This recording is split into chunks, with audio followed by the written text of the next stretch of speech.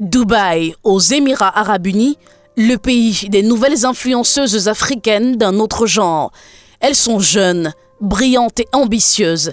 Elles vivent dans le luxe insolent, dorment dans les grands hôtels et claquent les billets dans les snack bars où elles font couler les champagnes en fumant la chicha.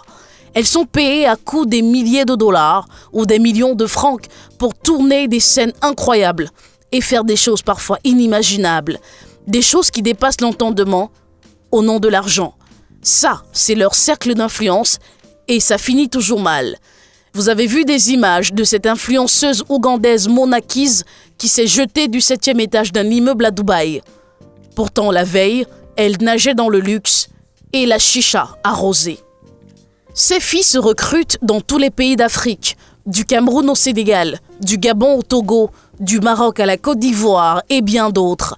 Vous avez peut-être déjà entendu parler des histoires de Dubaï porte-à-porte.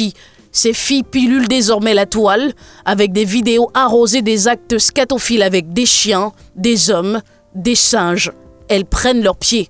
Elles vont même aller jusqu'à manger de la merde, devenant des toilettes publiques de ces hommes friqués, d'où le nom Dubaï porte-à-porte. Tant que la facture va leur permettre de venir impressionner leurs sœurs africaines dans leur pays d'origine, tout passe et rien ne cale.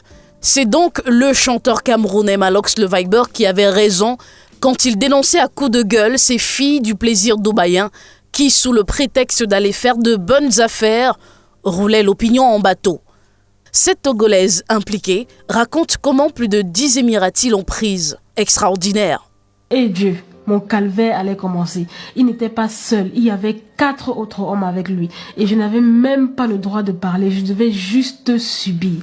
Moi qui croyais que c'était juste une partie de jambes en l'air avec un homme. Non, pas du tout, c'était plus que ça. Autour de Doxy Yao de dire sans plaisanter le bonheur de nager dans le luxe. Je paie ma suite à 1,5 million de francs CFA par jour. 1,5 million par jour, le Burj Al Arab. Et mon champagne coûte 3 millions de francs CFA, dit-elle. Mais où prend-elle cet argent? Ici, c'est toujours Dubaï porte-à-porte. Et sur cette image floutée, une vidéo d'une influenceuse nigériane fait joujou avec le chien du maître. Les images ont fuité sur les réseaux sociaux. Dommage pour ces rêveuses. Les témoignages pleuvent, l'argent facile à bousiller les valeurs. Cette Miss fait de graves révélations sur la vie des influenceuses. La vie de ces nouvelles businesswomen finit parfois en catastrophe entre tuerie, viol à répétition, traumatisme incessant et suicide. Dubaï, l'Eldorado des influenceurs, n'en est finalement rien.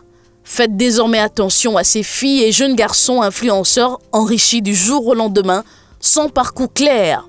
Vous avez peut-être affaire à un porte-à-porte appelé toilette publique à Dubaï.